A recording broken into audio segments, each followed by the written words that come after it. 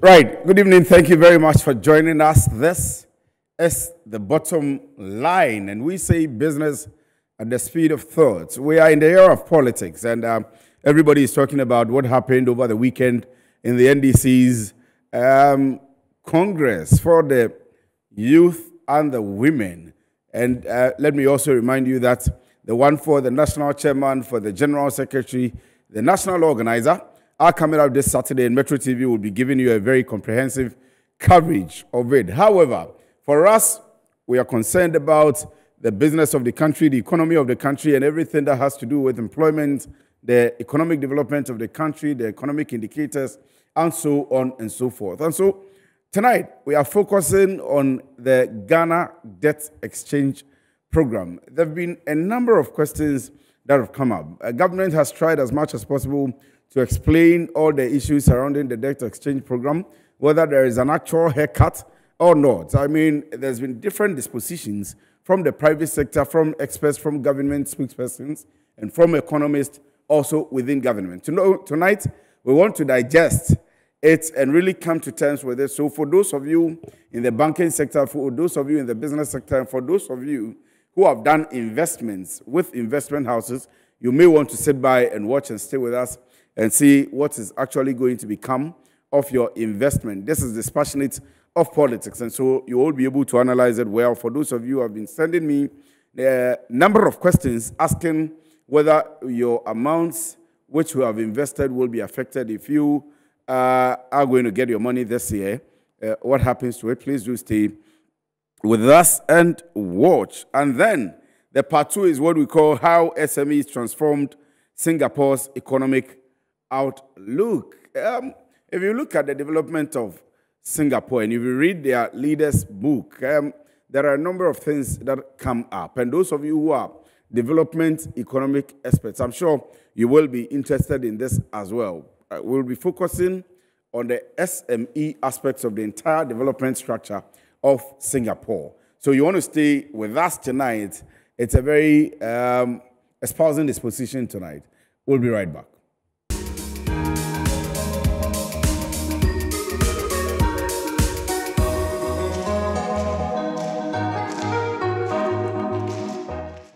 Right, so you're welcome back once again. This is the Bottom Line. My name is Kwesi Free, and tonight let me remind you that we are coming your way live from our studios here at Rage in Accra, and we say business at the speed of thought. Here is where you can get all the best analysis of business around the country. There's been lots of activities that have happened, and I will try and give you a bit of a history, not to talk too much though, but unfortunately we do not have the graphics. We are mobilizing them. I'm sure in subsequent weeks we'll be presenting them to you.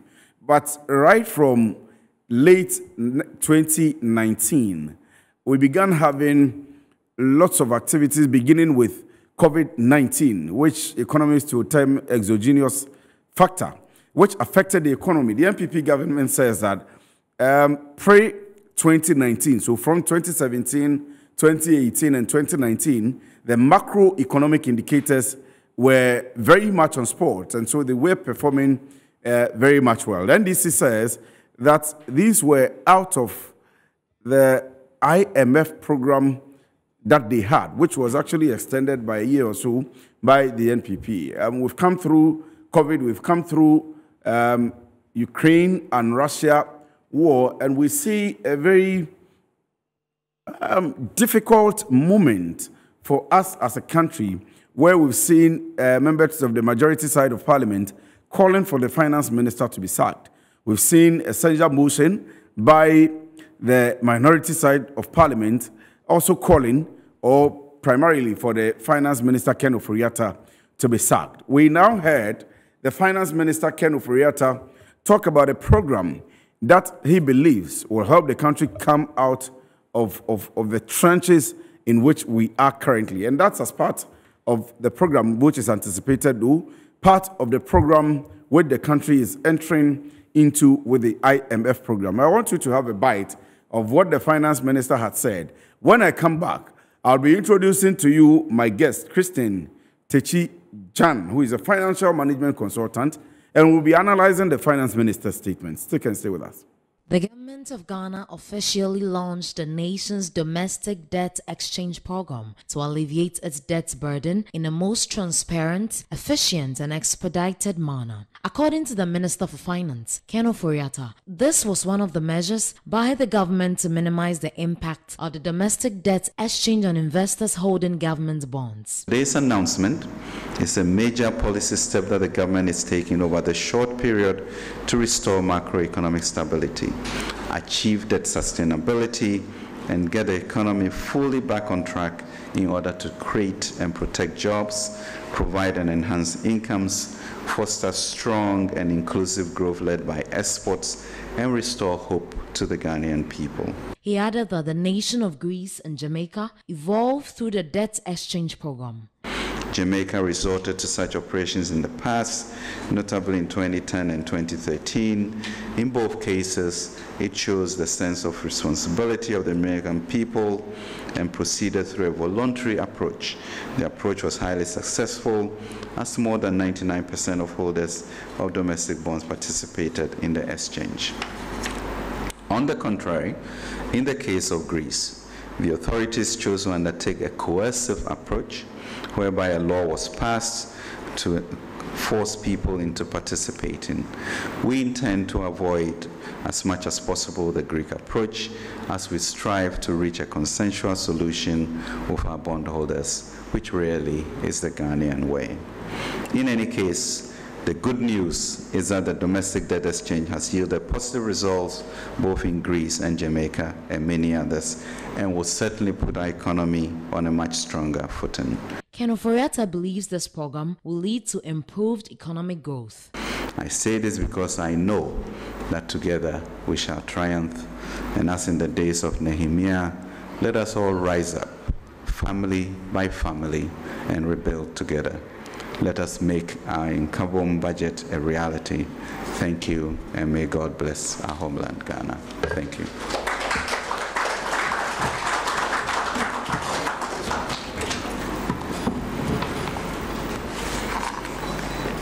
Ghana's domestic debt operation involves an exchange for new bonds with a coupon that steps up to 10% as soon as 2025 and a longer average.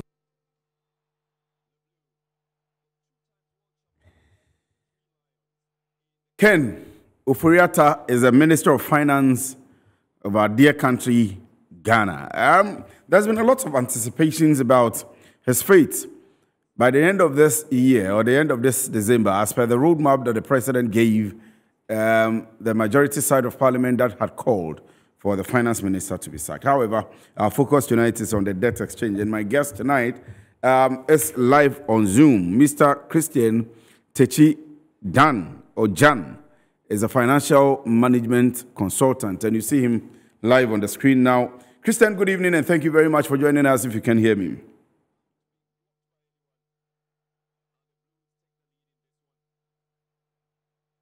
Hello, Christian.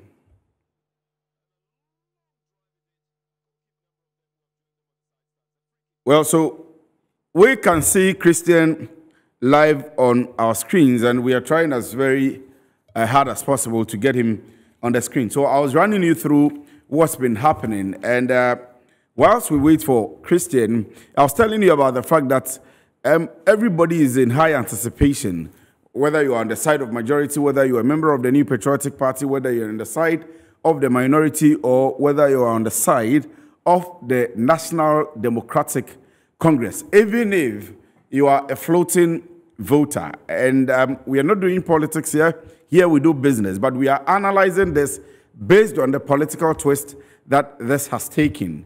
And of course, when we have Christian back on the line, we'll be delving directly into the optics and what it means for people in the banking and financial sector, people in the business world, people who rely on their salaries, the exchange rate issues that it has to do, and even what economists term as signaling how the debt exchange program. Remember that this is a domestic debt exchange program, how it will have an effect on even external debts that we have as a country and those people who lend their monies on the external market. So this is, first of all, a decision that's been taken for people who have invested in the domestic market. When we have Christian on the line, we are going to have a proper explanation of this. However, it means people who are living within the country and people who are living outside the country that have purchased some kinds of investments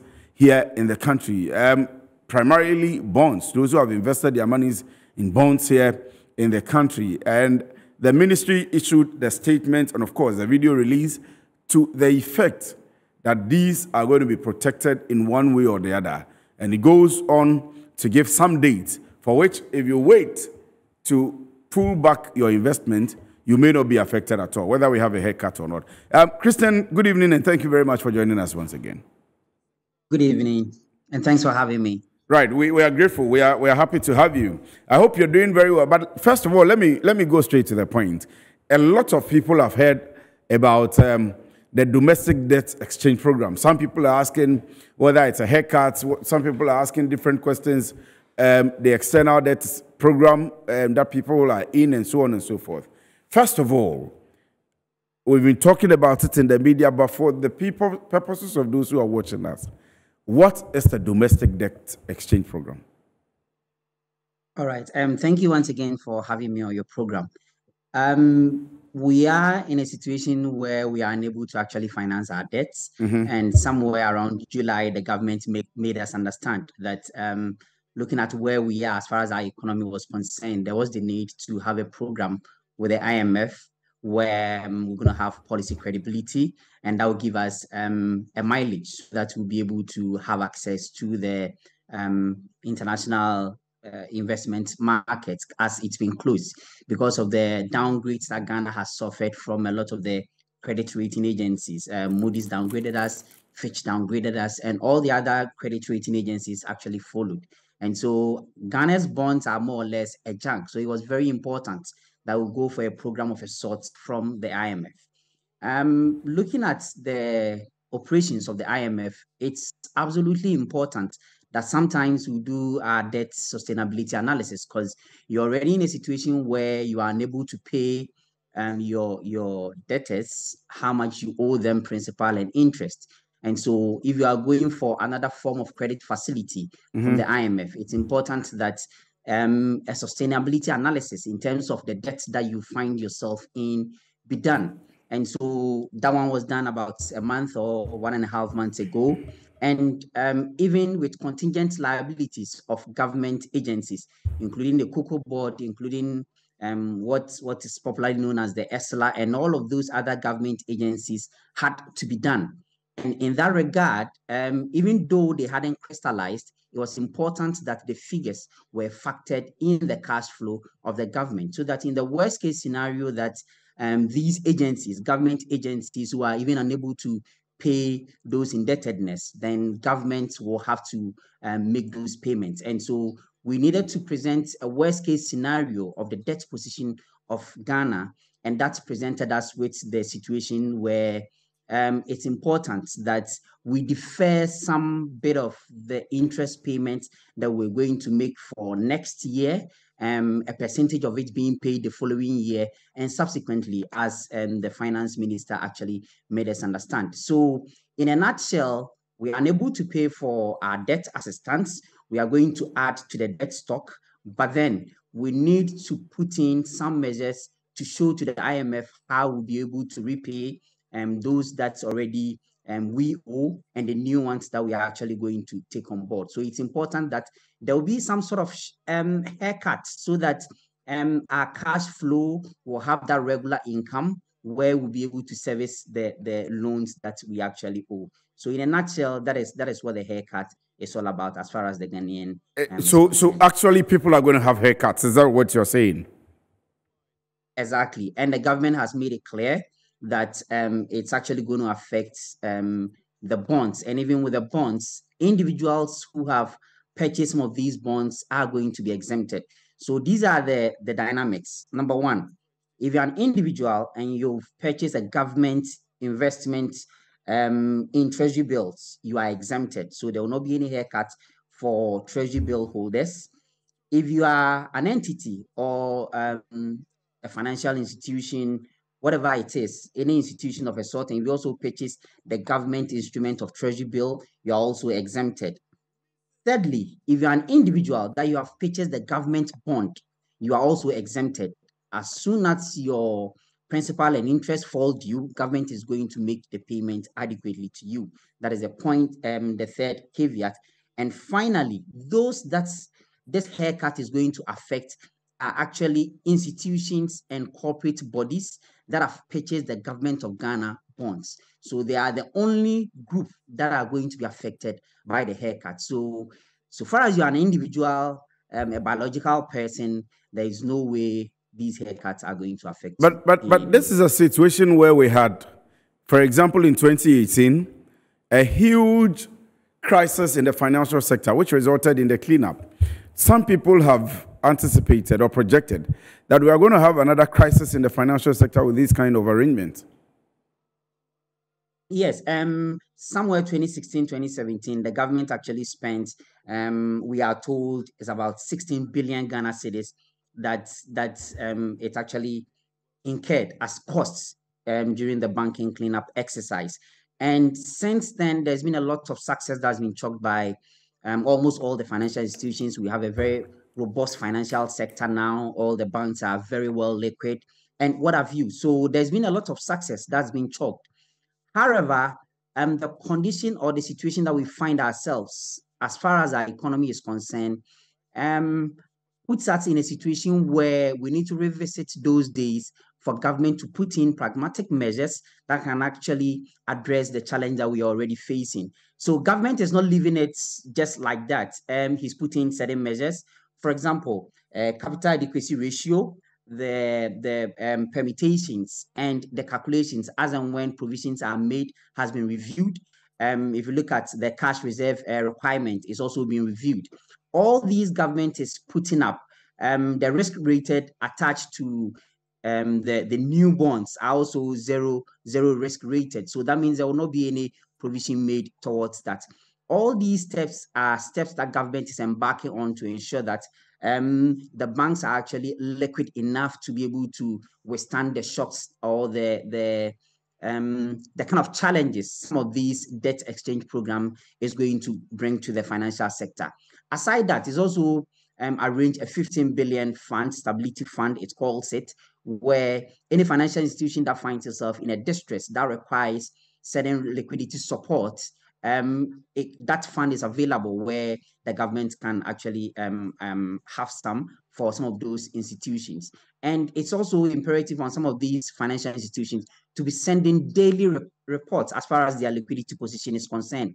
And this is to ensure that government or the central bank or Bank of Ghana gets to see what is happening on daily basis, so that as soon as a financial institution or a bank is actually heading towards liquidity challenges, then they can come in and then with the support of the stabilization fund, make available some funds for them to free them of any crisis that they might find themselves in. Let me ask you this one. I mean, that's the exchange program that we are talking about is one of the specific programs being embarked on by government in a bid to address the distress we find in ourselves in as a country. There are other measures, fiscal measures, for example, that the government has taken. Government appointees cannot drive V8 anywhere, anyhow, anytime. Cut on the fuel allocations that are given to appointees and so on and so forth. Do you think financially the government is doing enough? Because some experts are not impressed. Yes. So if you look at economic management, there are two ways that you can actually solve whatever crisis that you find yourself. Number one, the fiscal, and then number two, the monetary. So the government, in trying to solve the monetary side, has been hiking the policy rate. I mean, I have my own reservations about that one. We can have a different conversations on another day as far as the monetary policy rates hikes is concerned. But on the fiscal, for me, if you look at the number of municipal, district, metropolitan assemblies, the number of government agencies, the number of government ministries, and the kind of spendings that they make, and an instruction, for example, that whatever conference that is going to be organized by a government institution, should be done on the government premises. That means going into a very expensive hotel to have some of these government conferences is more or less aboard. And for me, it is instructive because if you look at the number of ministries that we have, and you add it to the municipal, metropolitan, and district assemblies, and you quantify how much goes into some of those spendings, then I think it's a step in the right direction. Government wants us to have austerity measures. Government wants us to fasten our seat belts and to tighten our belts as well. So it is important that they show the way as leaders to lead the way, and then the citizenry can also follow. So I've heard in certain quarters that it's not enough. But for me, the gesture to actually cut down on those things is instructive enough, and therefore serves as a very good example for the citizenry to follow. I am happy that you talk about the monetary aspects, even though my question was specifically on the fiscal activities that we're doing. There's been hikes in the MPC rate. However, inflation is still on the rise. It is not going down. We've seen the figures in the last 2 or 3 months. And even when we were expecting that with the hikes in the MPC rates jumping up and up for investments at least to be retained, exchange rates to at least pause and all of that, we haven't seen that yet. We have seen some developments in the exchange rates, the performance of the cedi against the dollar. But for the inflation, we are not seeing anything yet.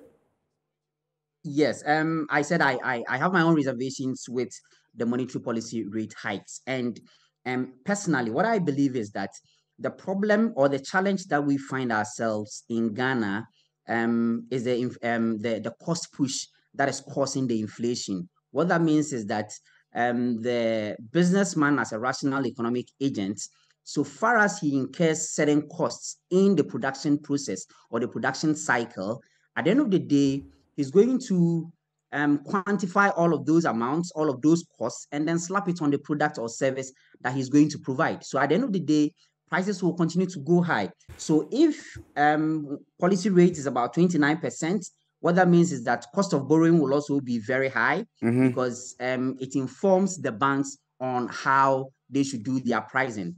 When T-bills are very high now, average of about 36%.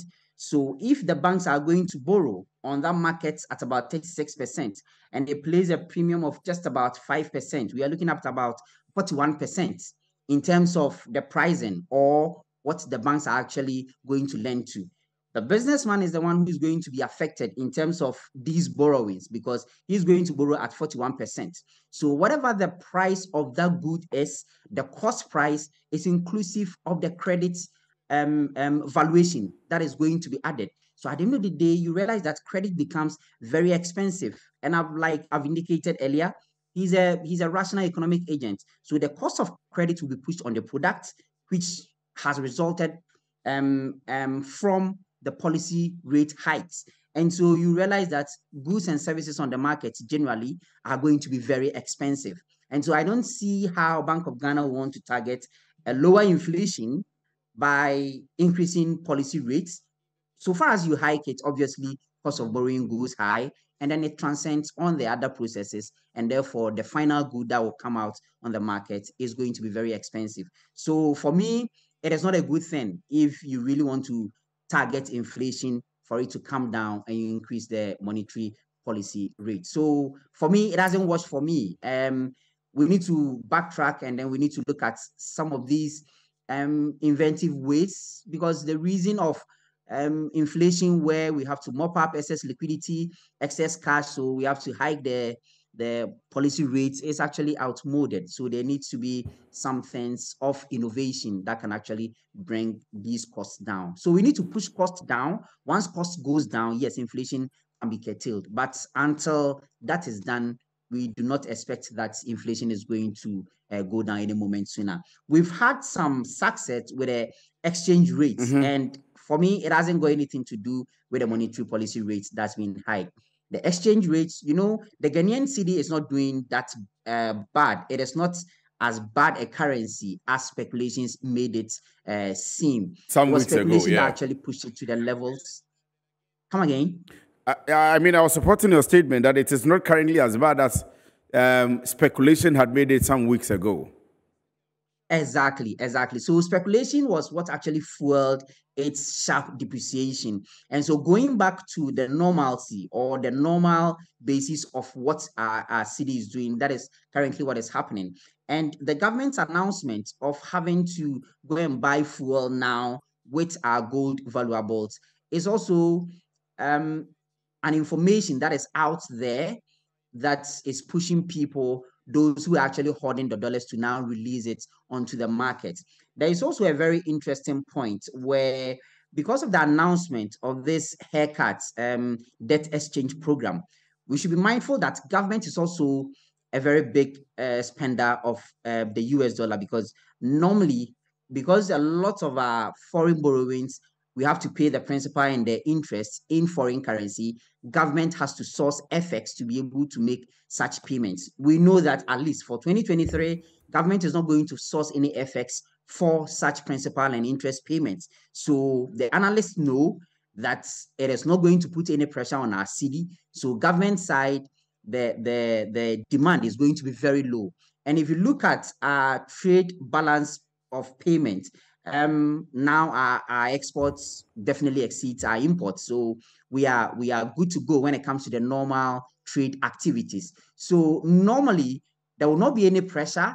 And lest I forget, people have also done a lot of the importations that are meant for Christmas. So the pressure on the city in order to exchange for the dollar, it's no longer going to happen. So we know that it wouldn't be that in high demand until the end of the year.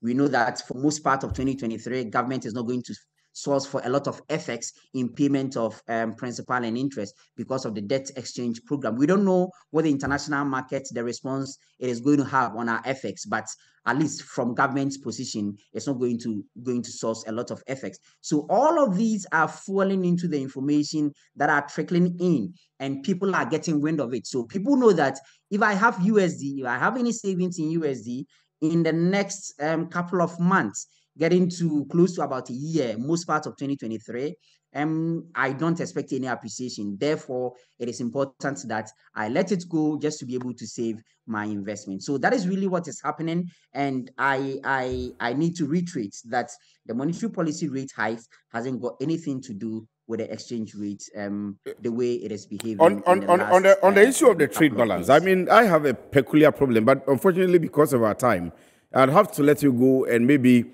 have a proper or other arrangements, maybe next week, to sit back here in the studio and have a discussion. There is the issue of the fact that, yes, exports are currently exceeding imports, but who is controlling the export?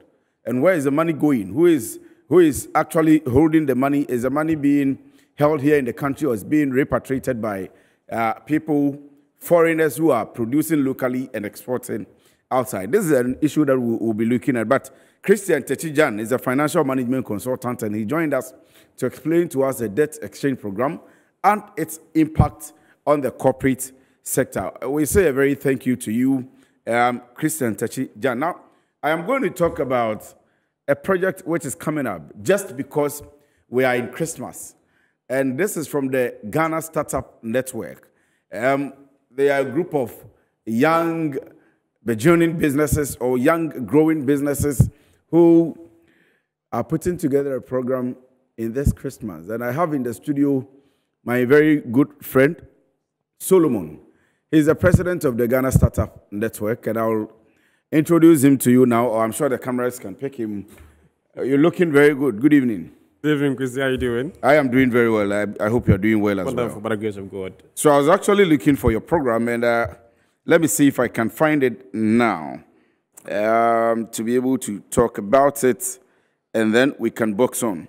So it says Ghana Startups and SME Trade Fair. And I'm interested in this interview because tonight I'm going to play for you a story about Singapore and their SME development. I've told you that if you're interested in development economics, you have to be interested in this one as well. So I am particularly interested in young startups, young entrepreneurs, and so on and so forth. So you say 16th to 17th of December, Oxford Street. We'll see what's happening there. Yeah, so good evening to the viewers. So on 16th to 17th, that's this Friday and Saturday, we are creating a platform to showcase Ghanaian startups and SMEs and what businesses they are doing, and especially during this Christmas season, what product do they have that can be patronized by the populace. So that is what's happening at the Oxford Street on this Friday and Saturday, God willing. It's going to be an all-day, for 24-hour exhibition and a trade fair. We'll start off from the Friday morning right to Saturday night. So every time from Friday morning to Saturday, you can pass by. If you're a Ghanaian, you are living in Ghana, or you are a foreign national, you are in Ghana, you want to spend Christmas, whatever it is, just pass through and grab a product or partner the service from the young people, things they are doing. Various products are going to be on display, from clothing to, food stuff to IT tools, and a few more things are going to be available, from hair products to whatever that you need to make yourself comfortable and yourself beautiful or handsome enough and for the Christmas. Whatever you need for your family to enjoy the Christmas, just pass by those for streets opposite the Papaya area there. You have the whole street for you to shop for yourself. Somebody is asking me what's Ghana Startup Network and what exactly are you about? We are hearing of you in Christmas. In fact, we have hosted them a number of times, but let's allow him to. Right. So practically, it is just a network of startup entrepreneurs. So it is basically young people who are doing their own businesses, putting ourselves together to form an association. So our works evolve around 4 thematic areas. First is policy advocacy. There was capacity building, access to finance, and then trade facilitation. You talked about trade facilitation earlier on, about trade balance and all that. So we lead the phase of SMEs or startup session when it comes to the trade facilitation, financing for startup businesses, and of course, policy advocacy, and then capacity building. And as we speak now, together with our ecosystem partners, you're working on the Ghana Startup Bill, which you've talked about a couple of times, a bill that we're hoping that very soon become a law that would outline certain incentive framework for startup development across the country. And so that's what we are doing. We basically just young people trying to support ourselves to do business successfully. And if anybody wants to be part of it, just before we come back to what's happening in your Christmas program, if anybody wants to be part of your association, what happens? Do you give support? And all of that? Yeah, so like I mentioned earlier on, we work around these four key thematic areas. So we organize programs that connect startups to investors practically. That is under the investment, under the finance policy, the finance pillar. So we somewhere in next month, January, we are doing the Startup Investor Connect, where we are bringing together various investors to come and sit down and listen to the startups, businesses, and the ideas, and determine where they want to invest in. So we open up to the general public. Practically, our members first and foremost, but of course, the public is also invited. If you have any young person and you have a business that you think that you need investors to come in, talking about angel investors or venture capitalists to come in, you get in touch, you fill a form online, you send your pitch deck to us. That's very key. We get your pitch deck, and then we forward the pitch deck to these investors. They review the pitch deck ahead of time before we now come to the table, what we call the deal room. You meet them to have a one-on-one discussion, and then they will decide whether to invest into your business or not. That's one of the key things that we do for the startups across board. I'm rounding up for my next topic, but finally, if I want to be part of your program this Christmas, and then finally the date again. Well, so if you want to be part of it, if you're a startup or you're an SME and you have products that you think that deserve to be promoted on that score, you just need to give us a call, and then a rep will take up and then assist you to register. What you need to just call 059 688 796 059 688 796. Once you call this number, a rep will attend to you and then help you to register. Once again, like I said, we are not limited to only, normally when you hear trade fair, people think it's just fashion or just anything, but we go beyond just fashion. Of course, dresses are going to be there, shoes are going to be there, makeup artists are going to be there, and hair products will be there. But of course, you move beyond that, there's food stuff, there's technology activities, there was a lot of things happening around that you can come and exhibit in that. So just give a call to the number 059 6888792, and of course we'll respond and get to you. The same way, if you want to be part of a network, just the call the same number and we'll get to you. Solomon Ajay is a chief executive or the president of the Ghana Startup Network. So Edwin Biggie, aka Biggie, says he lives. Well, I don't know whether you live in Kumasi or you live in Accra or you live in Sunyani. You are in all of these three places at every point in time. Edwin, popularly known as Biggie from University of Ghana, my very good friend says, I should ask the finance man whether we'll ever get to 6 cities. Maybe he will answer that and we'll put that on the screen tomorrow when the repeat is going on.